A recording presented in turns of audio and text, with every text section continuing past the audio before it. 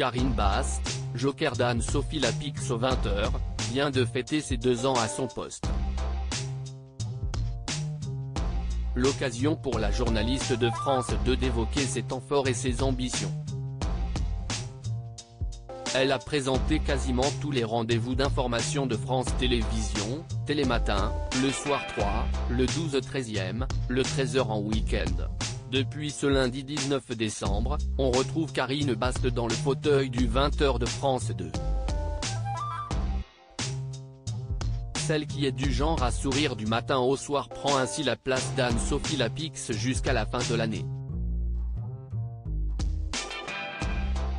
Elle prend le temps de s'entretenir avec Télé Loisirs sur ses relations avec sa titulaire, ses combats personnels et ses envies professionnelles.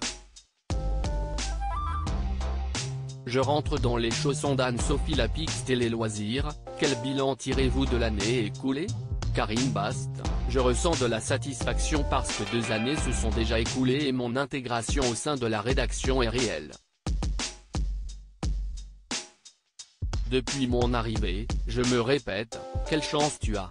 Quel est votre souvenir le plus marquant? Au lendemain de l'invasion de l'Ukraine, j'étais à l'antenne. Cela ne repose pas sur nos épaules mais on a la charge de l'annoncer.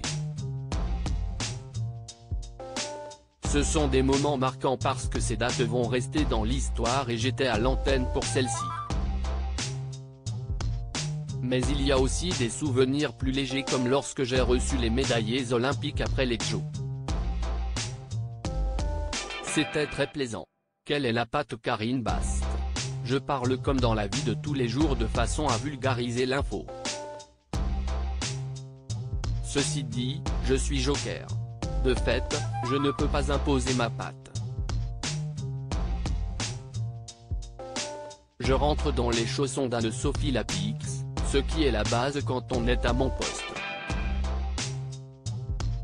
Si est une façon évidente de respecter la titulaire.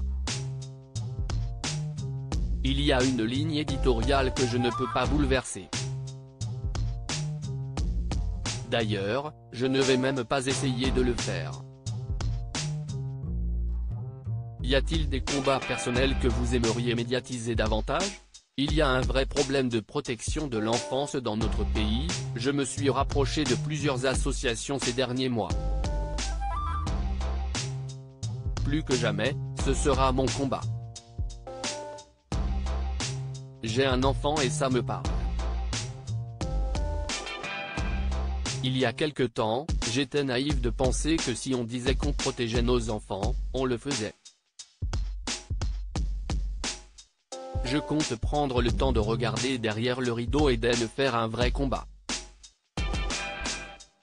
J'ai un côté caméléon, je peux travailler sur tout type d'émission. Quelles sont vos relations avec Anne-Sophie Lapix?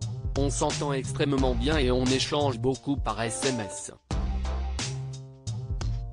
Elle est souriante, on rit beaucoup. Elle est très simple, très humaine, très bienveillante. Cela compte considérablement d'avoir quelqu'un comme elle en titulaire.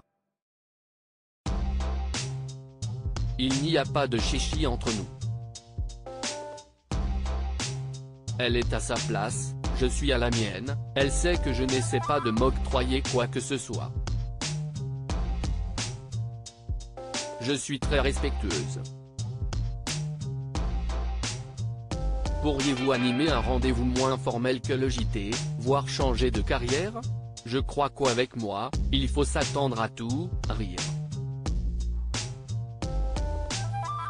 Dans l'absolu, je me vois partout.